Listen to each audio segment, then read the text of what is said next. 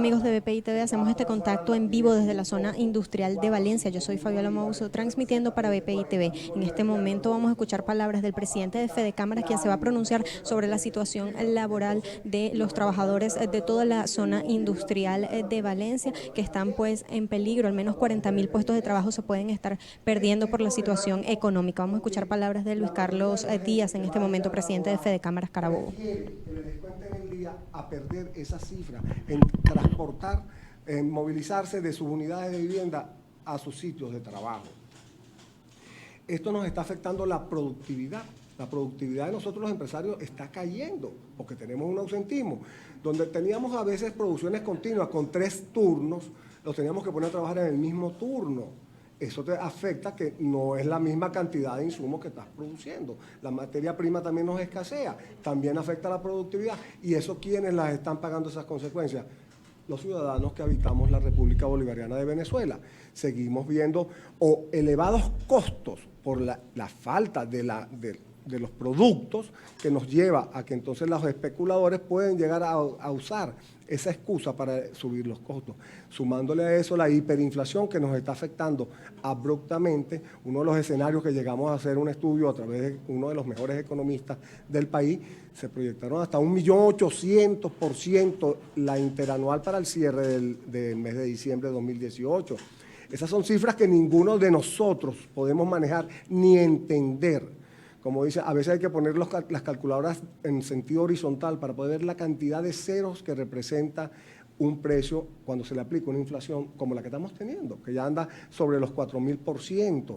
Oye, seguimos viendo que sí hay, indiscutiblemente, sí hay una guerra económica, lo sostengo y lo debo afirmar para todos ustedes. Sí hay una guerra económica y es de parte del Ejecutivo Nacional contra nosotros los productores, contra nosotros los empresarios nacionales, porque tenemos 20 años siendo aniquilados y eso que ha llevado que tengan que recurrir a las importaciones.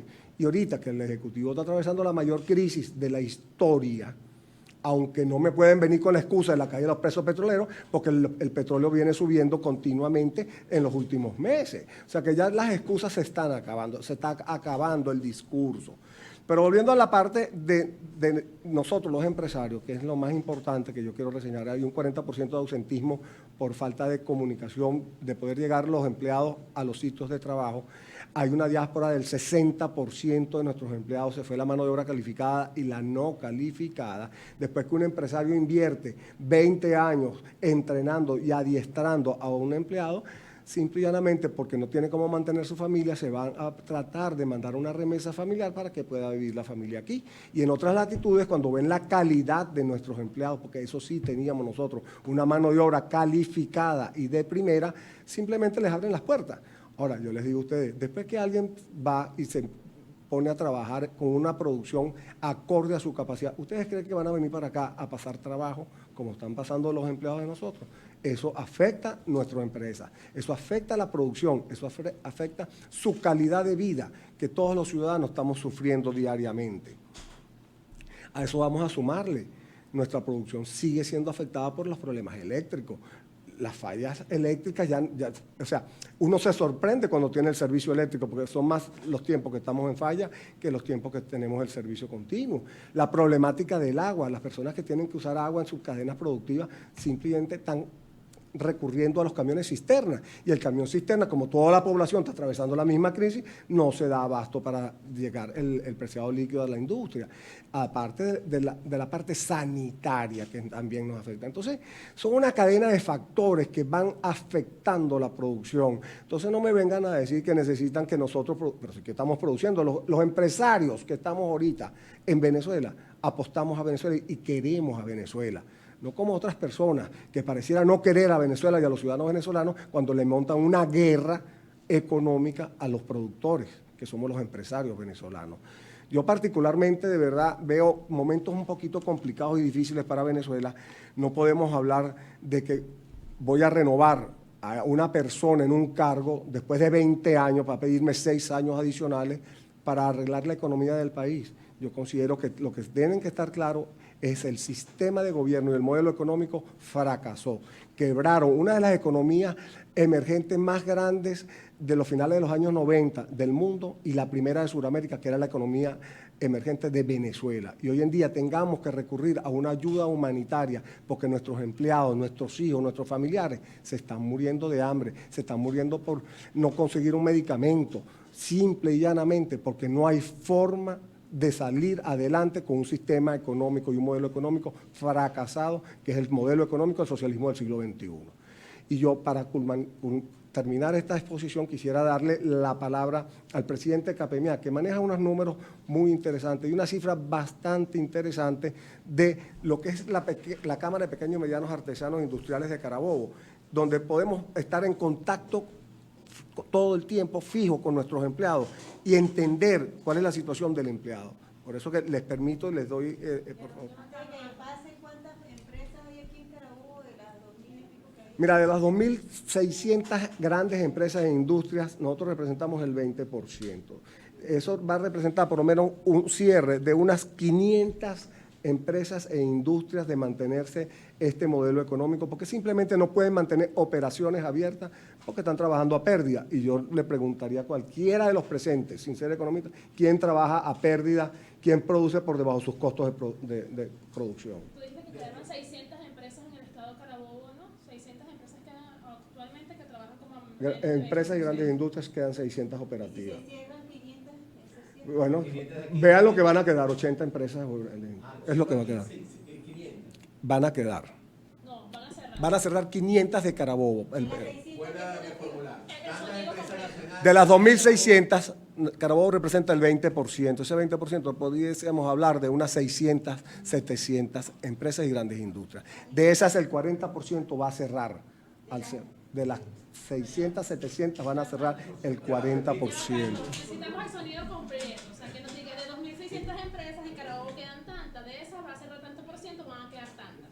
Ya. Vuélvalo a decir. Bien. De las 2.600 industrias y grandes empresas que quedan en Venezuela, operativas, van a cerrar el 40% de ellas, que pudiésemos hablar de unas 600 empresas que van a cerrar en Venezuela. Carabobo representa el 20% de la producción nacional. Ese 20% va a cerrar también en Carabobo. Eso nos llevaría a unos 40.000 puestos de trabajo que se van a perder. Bueno, me tienen loco con los números. Porque escúcheme, 50% de 1.600 son 1.300 empresas. 600 representan Carabobo y 500 van a cerrar. Ah, pero entonces no... Ve que le digo al revés, o sea, concéntrese. No estuvo claro. No tuvo nada. Bueno. Está en vivo. Vamos, Cantinflas. Ah, ya está en vivo. De las 2.600 industrias y grandes empresas que quedan en Venezuela operativas, Carabobo representa el 20%. El 2.600 del 20% serían 520 industrias y empresas, ¿verdad? De esas 520, el 40% va a cerrar de mantenerse el modelo económico que los está asfixiando. De las 520, el 20%, podríamos hablar de unas 150 empresas, 200 empresas, cerrarían de aquí al cierre del año, lo que nos representaría unos 40.000 puestos de trabajo. ¿En cadena? Preguntas. Cambiamos.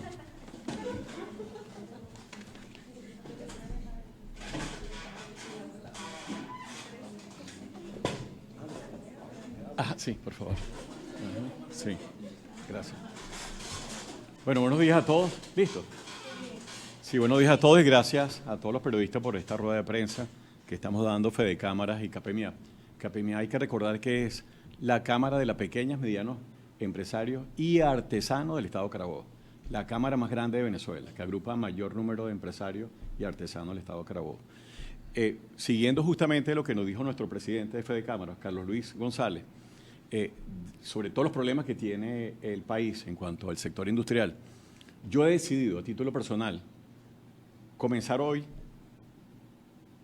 una huelga de hambre por 100 horas. ¿Y en qué me baso justamente en hacer esto? Es una solidaridad con los trabajadores de toda Venezuela, incluyendo el sector oficial. Porque el problema de los trabajadores de Venezuela no es únicamente un problema de los empresarios o de los trabajadores de las empresas privadas, sino aquí mismo que tenemos al lado Corpoelec, ellos también están pasando justamente el problema del hambre. La gente de PDVSA que le eliminaron los comedores industriales también están pasando por la misma situación. Entonces, en este sentido, el planteamiento es, como le mencioné, es hacer una protesta de los empresarios en solidaridad con todos los trabajadores de Venezuela. Justamente trabajadores y familiares que no tienen poder adquisitivo para comer, recibir la comida, las 3 comidas diarias. En esto nos basamos ¿en qué?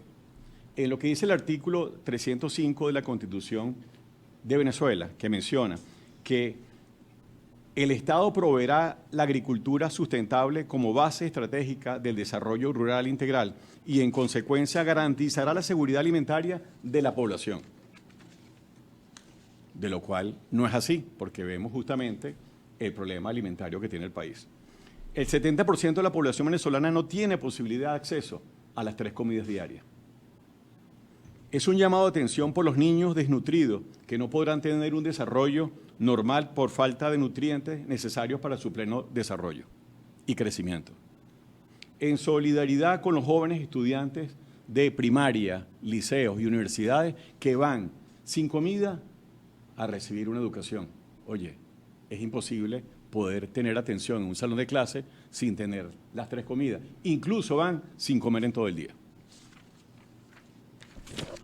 Esto afecta el desarrollo del país y aproximadamente de 8.2 millones de personas ingieren solo 2 o menos comidas diarias. Se está formando una generación de enfermos crónicos .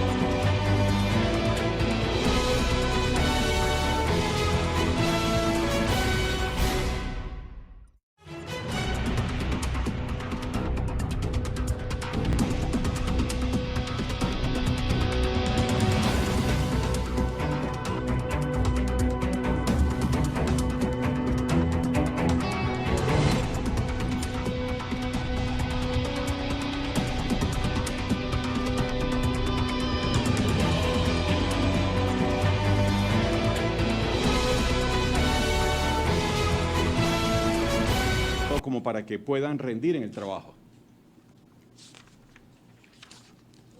La población perdió peso. Se estima que en otros países la desnutrición en estos niveles solo sería la razón porque ocurra una guerra, un desastre natural o una contingencia mayor. En nuestro país está directamente relacionada con la escasez y la hiperinflación. Un evento nutricional para hacer un evento social, generando más delincuencia y niños que pierden la escolaridad. El 64% de la población, en promedio, perdió aproximadamente 11 kilos en un año. Es demasiado. Y si no, véanlo ustedes mismos, que a lo mejor tienen periodistas que tienen menos peso. Y algo muy grave, la desnutrición infantil. Los niños menores de 5 años presentan desnutrición, lo cual va a afectar por más de 40 años, los que tienen menos edades, 5 años menores, o sea, lo cual vamos a tener una generación de verdad realmente perdida, porque no van a poder pensar bien. De un 50 a 60% de los niños registran algún grado de desnutrición, que va entre 6 de cada 10 tienen desnutrición leve, moderada y grave. La falta de zinc y calcio en los niños les está impidiendo un desarrollo adecuado y falta de crecimiento, lo cual es grave para un desarrollo futuro, inmediato y a largo plazo del país. O sea que prácticamente no tenemos generación de relevo. Los niños menores de 5 años que presentan desnutrición y anemia tendrán como consecuencia un bajo coeficiente intelectual. De 50 a 60% de los niños registran algún grado de desnutrición. Y la falta, lo que ya había mencionado, la falta de zinc, sí. Esto nos trae como consecuencia algo bien grave, que es la deserción escolar. Antes veíamos que los padres mandaban a los niños para las escuelas porque habían los programas de alimentación. Y resulta que estos programas ya no están llegando a las escuelas. Entonces, los papás, los representantes, no están mandando a los niños a la escuela. Algo muy grave, antes veíamos adultos recogiendo comida de la basura y ahora vemos familias completas, inclusive los niños, comiendo la basura. Y estos niños, entonces, están en la delincuencia o trabajando. Algo muy grave para el país. Lo cual nos hace llevar a pensar que estamos en una verdadera crisis humanitaria. Es increíble cómo han aumentado los casos de desnutrición severa en los hospitales, pasando de 2 a 3% a casi el 15% de desnutrición, lo cual nos lleva a un país en el mundo que nos ve como una crisis humanitaria. Y unos datos económicos importantes casi para finalizar. La canasta básica familiar en marzo, según Senda, se ubicó en 75 millones de bolívares, pero el salario mínimo de mayo quedó escasamente en 1 millón de bolívares. Como un gran anuncio que hizo el presidente, oye, ¿cuántos salarios mínimos tenemos que tener para alcanzar comprar la cesta básica? La cesta ticket en 1.550.000. Un cartón de huevo cuesta 1.300.000 y un kilo de carne hasta ayer estaba en 3.300.000 bolívares. Y para que tengan un dato muy importante, una comida para un comedor industrial está más o menos aproximadamente un costo de 1.900.000 bolívares. Por 22 días hábiles nos da para un empresario un costo de una sola persona en 41.800.000 bolívares. Algo bastante crítico para poderlo hacer. ¿Y qué solicitud estamos haciendo nosotros los empresarios en este caso? ¿Y por qué he decidido tomar esta como una manera responsable, hacerlo en solidaridad con nuestros trabajadores y sus familiares?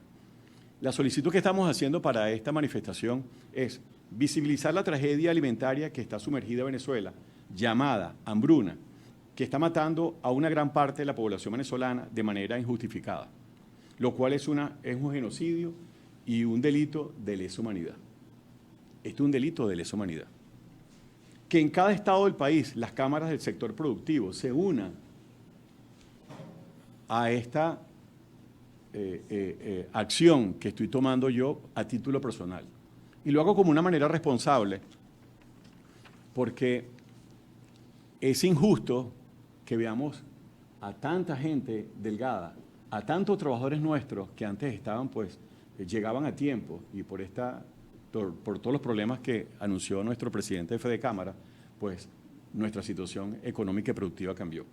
Exigimos al gobierno nacional cambiar el modelo económico que lo llevó a la crisis para frenar la hiperinflación, abrir la economía, liberar las operaciones cambiarias y negociar con el sector privado, permitir el flujo de recursos externos, que lo tenemos trancados hace bastante tiempo y que hay países que quieren ayudarnos.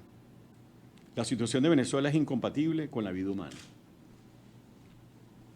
Entonces, este es el mensaje que le quería dar, porque no estamos haciendo un llamado a un paro, no estamos haciendo un llamado a guarimba, no estamos haciendo un llamado a quemar caucho, no, es de una manera responsable. Hay muchísimas maneras de protestar y eso está incluido en códigos internacionales. Y uno de los códigos que estamos tomando, o que en este caso yo en particular decidí hacer a partir de este momento, fue hacer una huelga de hambre por 100 horas.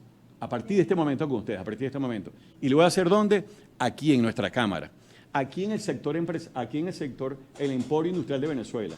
El Emporio que era el emporio más grande que existía en el país. Uno de los más importantes que tenía Latinoamérica y el mundo inclusive, a nivel de tamaño, a nivel de capacidad y a nivel de cantidad de gente. Y nosotros somos el único ente en Venezuela que genera mayor empleo. Entonces no es justo que nuestros trabajadores estén en las condiciones que están por una decisión equivocada de más de 20 años que nos ha llevado a este gran problema que llamamos la hambruna venezolana. Es injusto, de verdad que sí. Yo le hago un llamado, ¿verdad?, personal al señor presidente, al gobierno, que por favor reflexione. Por favor, reflexione. que le pida perdón al país por llevarnos a esta crisis, porque es tiempo de perdonar, es tiempo de reconciliación, es tiempo de utilizar la palabra bíblica que es amor. Y lo único que me va a acompañar para mí, justamente, para este acto que comenzó hoy, es la Biblia. A mí no me acompaña más nada, porque estoy creyendo en Dios. Porque si nosotros hacemos las cosas ante Dios y lo hacemos en favor de Dios, creo que lo vamos a hacer bien. Pero es tiempo de reflexionar, es tiempo de pedir perdón. Y si pidieran perdón, todavía están a tiempo de verdad que ser perdonados, ¿verdad que sí? Hay tiempo de reflexionar.